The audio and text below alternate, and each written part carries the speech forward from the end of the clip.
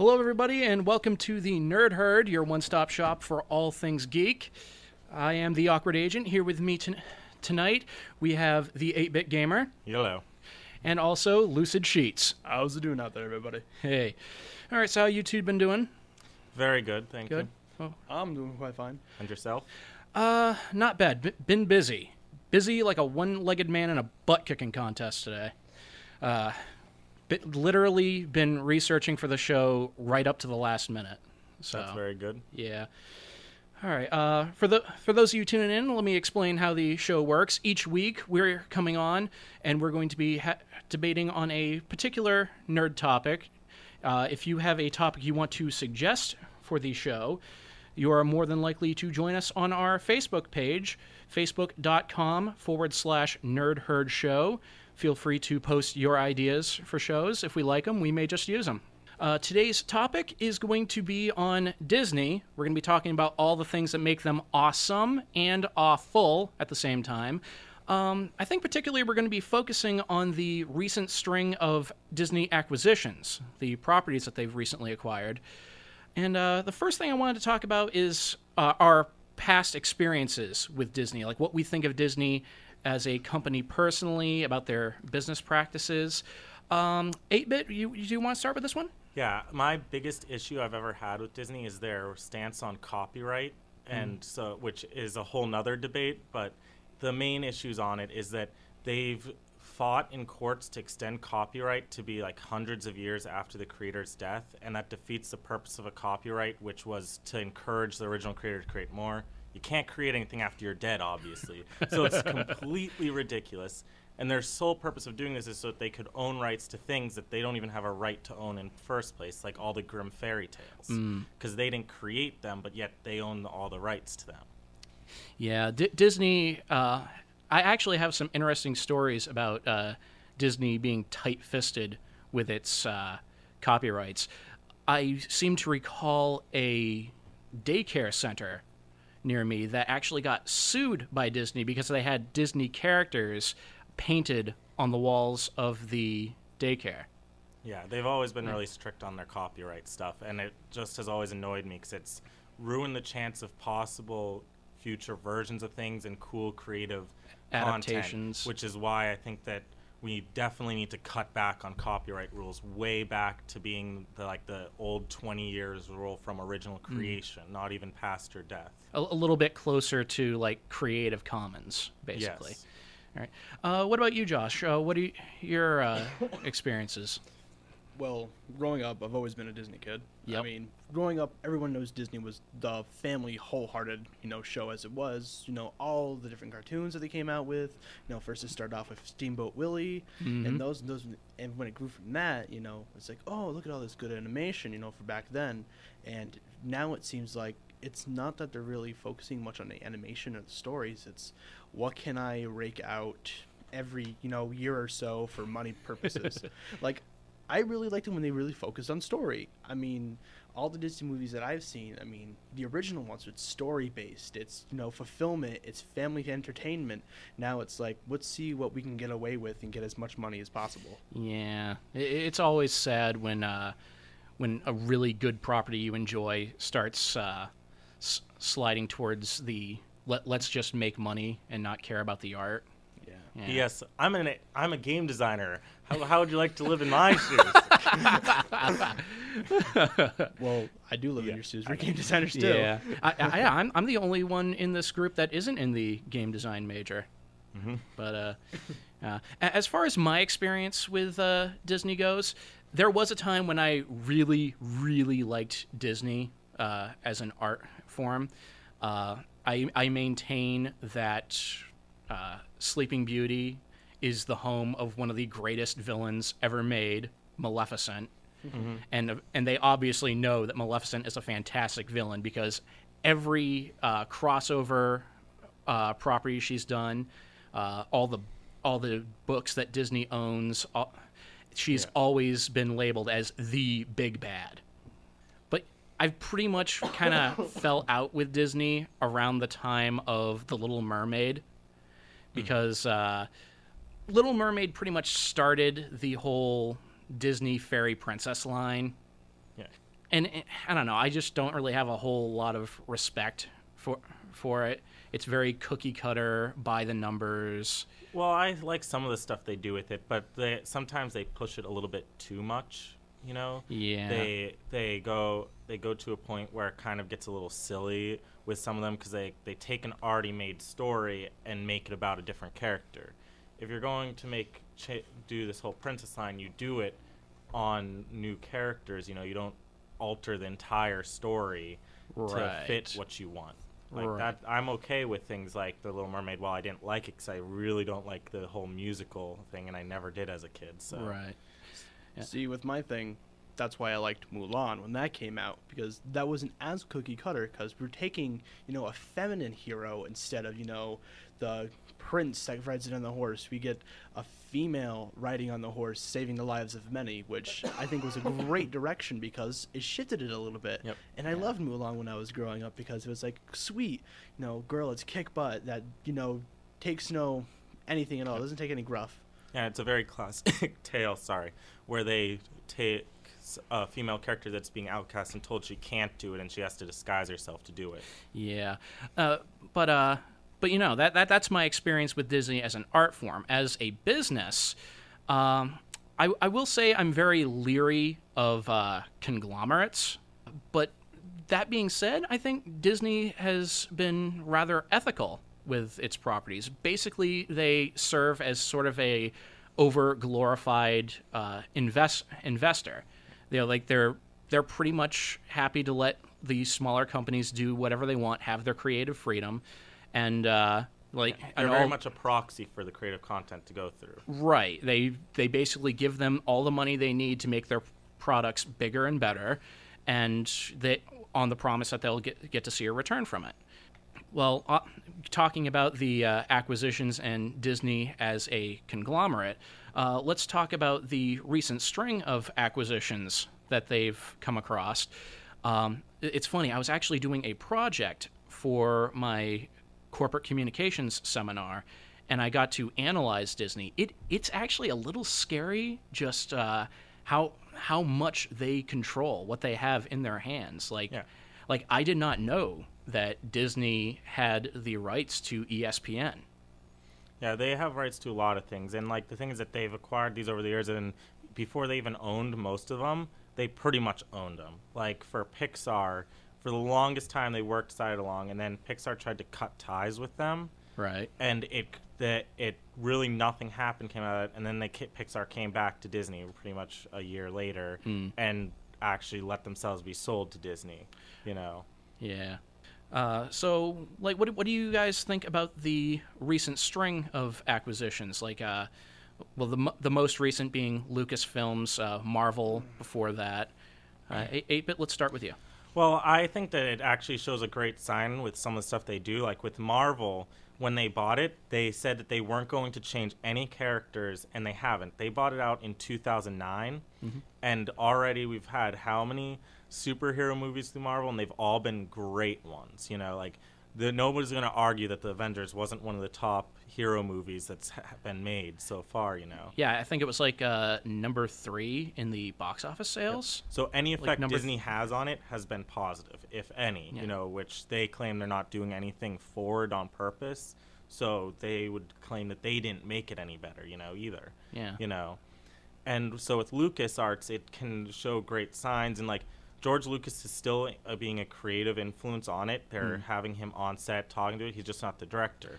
Who is the director is J.J. Abrams, who has directed many great movies, like the Star Trek ones, and he created Lost and Alias and a bunch of other things that have pulled people in for a long time. Yeah, Lucid, you got really excited when you heard that J.J. was going to be directing Star Wars Episode 7. I'm a little bit excited about the new Star Wars movie. I am, but I also have, a grain of salt with that because, I loved the 6 movies as they were. I saw all of them. I enjoy the story. It's just that at first I felt very insecure when I heard, Disney bought out Lucasfilm and for the rights for, having Star Wars. Because, when I think Disney taking over, I'm like, oh, great, Princess Leia is now a Disney princess. And, it's just... I didn't really like that thought, but now that I know that J.J. Abrams is doing it, and he's actually going to take his time with the movie, because I heard, it's coming out in 2015, but now he's saying, I'm actually going to extend the time and really work on it. Yeah. Now I'm a little bit more excited, and just like 8-Bit said, when Avengers came out, when all those movies came out, like when I hear Disney takes control over something, I think, oh great, it's gonna go down in the gutter, and it's gonna be really sappy, and it's really not gonna be as full forced. But I was very convinced of it. Am I still critical about Disney taking over? Of course I am. They're a giant monster corporation that takes over a lot of different things. But as long as they come up with good product and come up with great site, I might just take to the other cheek about it. What's another great thing is that a lot of people that have been involved in Star Wars over the years have all said they really want to come back. Like almost the entire cast of all 6 movies have said that they have interest in coming back. So they could appear in many different ways, or as new characters even, because they've aged quite a bit. So they wouldn't have to play the same person to make it believable. Yeah, that was actually one of the big worries that I had when I heard that Mark Hamill and Harrison Ford we're planning on making an appearance in the new Star Wars movie. I was a bit worried about that because my thought instantly went to, are they doing an older Luke, an older Han? And if that's the case, then are they going to be pulling the expanded universe gambit where it's going to be about their kids? Well, they've said that they're not going into the expanded universe in any of the new 3 movies. Right. And they've said that, like, a bunch of stuff with it. And with J.J. Abrams, he's very strict on what returning actors can do. Because, look, he turned down having William Shatner in the Star Trek movie. Because William Shatner would have done it, but he was trying to argue to be the star of the show. Yeah. And J.J. Abrams was like, no, that's not what we're doing. Sorry. Yeah. So wrote him out entirely. Said he got killed. I'm actually kind of glad that they're not going into the expanded universe territory because let's be brutally honest, the expanded universe was really stupid. Yeah, most of the things I never found that interesting in the expanded. I actually have a controversial opinion even on the sequel trilogy or prequel trilogy, whatever you want to call it, Yeah.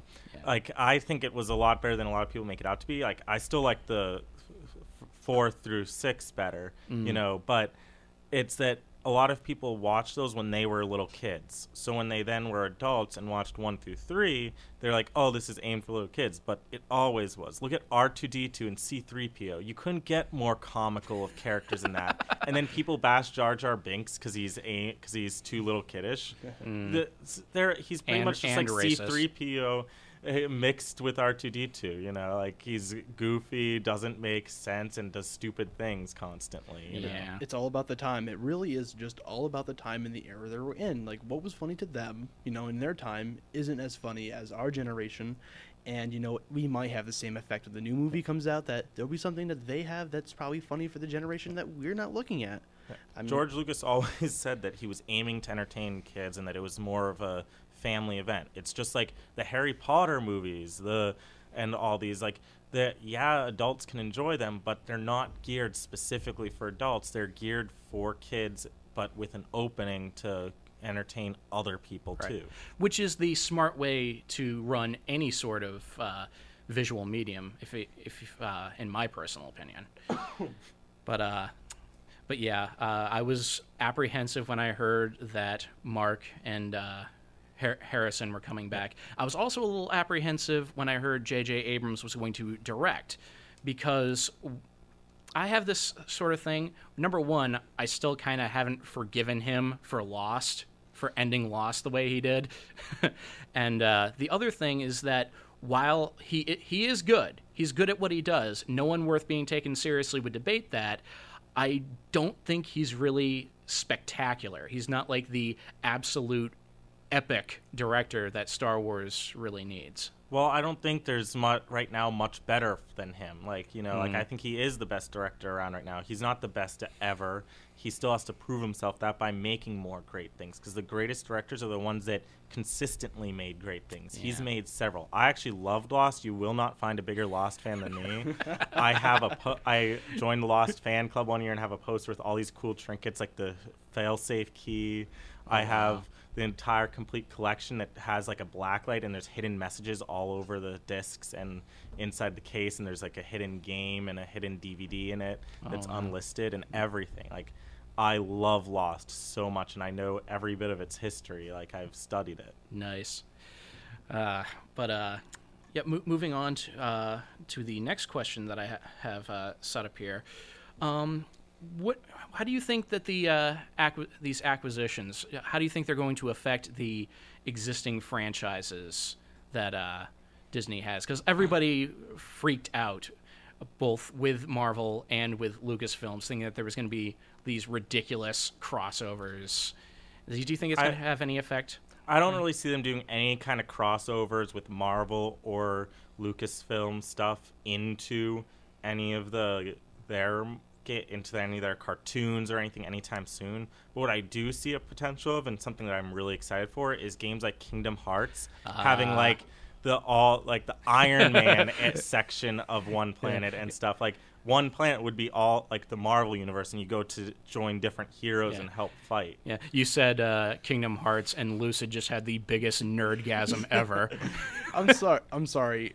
My heart melts when I hear those words because it was such a great franchise. But It is. I would say, crossover wise, I wouldn't want them in a sense to touch that, because I know that Disney does really good with like combining all this stuff when it came to Kingdom Hearts. But I don't think it really plays well if you put the Avengers or you put like any of the Marvel characters inside of it. I really feel like it would really pull away from it. I mean, yeah, I know in the newest game, they had the Tron world and they had all the other ones, but I really don't feel like any of the new stuff they're coming out with would really fit in. I mean, I think it should, leave alone.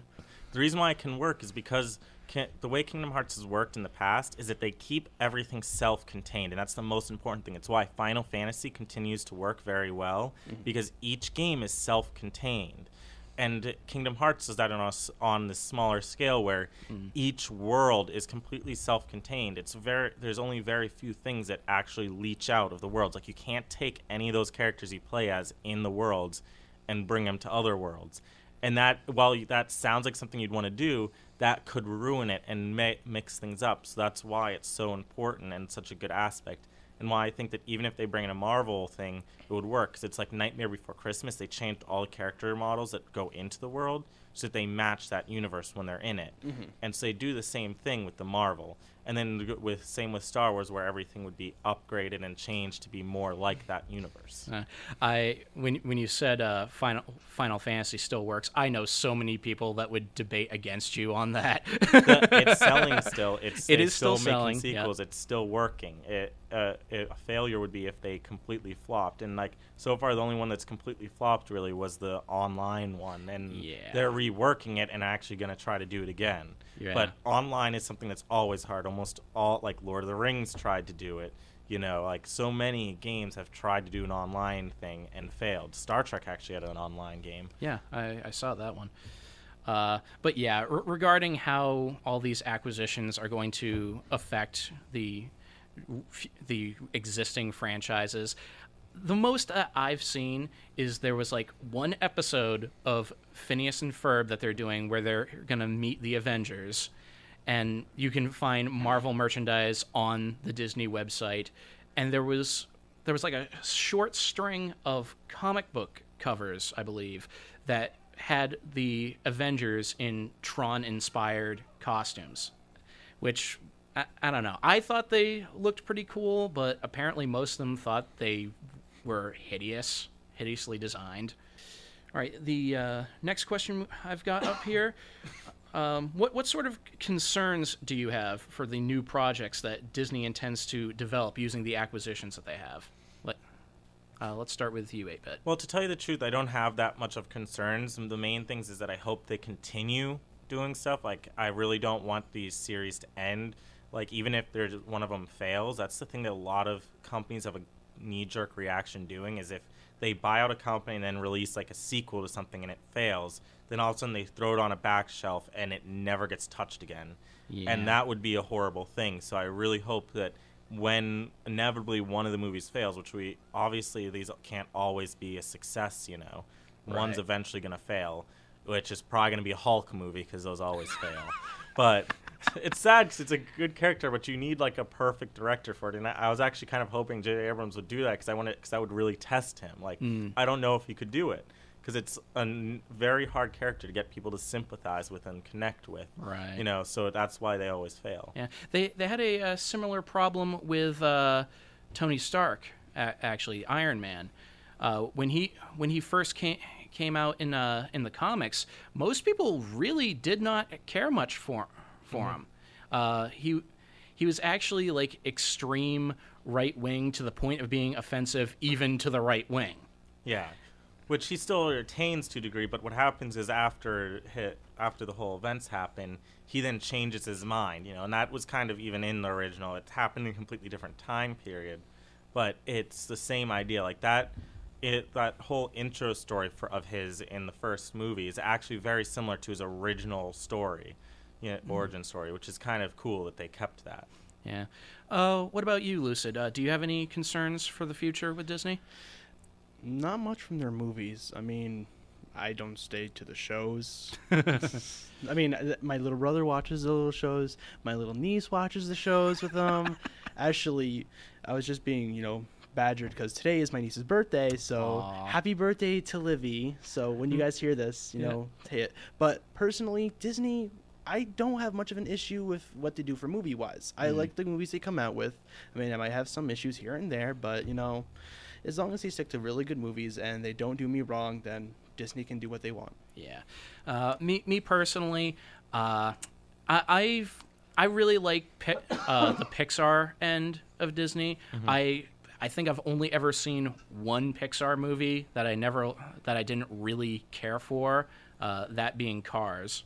Didn't care much for Cars. What about Cars 2? I actually didn't see Cars 2. Is it out? I think it is, right? It is out. Yeah, I think it's out on DVD now. But I actually did not see Cars 2 just because I was so underwhelmed with the first one. But regarding Marvel and Lucasfilms in particular, I have faith in Marvel to keep doing what they do. And as for Lucasfilms, I hold hope that they're going to come back and they're going to make something awesome. But I'm not going to get super excited about it just yet. Yeah, and I think there's things like the fact that George Lucas stepped down. Like, Disney would have loved to have him as the director, I'm sure. Like, I don't think they were like, oh, we're not going to have George Lucas, because that sounds like the stupidest idea if they said that. Yeah. I think he knew that he needed somebody else with the new ideas and new stuff because he's been at this so long. Right. His things are tired and true, He wants to be an effect on it separately, Yeah. So I think that's a good sign that they let that happen, And I really think that as long as they're being successful, I don't see Disney doing anything to step on the toes of the creators. Right. I think actually it's a good thing that he has limited creative control now, and Lucid knows where I'm going with this. If I were in charge of Lucasfilm, my first instinct would be get him away from the writing board and hand him a coloring book. No one would debate that he does his job well, honestly. But the thing is that I don't know. We'll give you an example. The best line in episode 5 was the Han Solo, Princess Leia, "I love you, I know." And if George Lucas had full control in that, it would have been this really mushy, Brazilian soap opera-esque moment. And that wouldn't have worked at all. All right, so that about wraps it up for our show tonight. Just a reminder, be sure to go onto our Facebook page, facebook.com/nerdherdshow. Log on, tell us what you think of the show. Be sure to give us ideas for future topics if you have any good ones, and we may just use them. So this is Awkward Agent, 8-Bit, and Lucid Sheets, and we will see you next week. Good night. Good night, lovelies.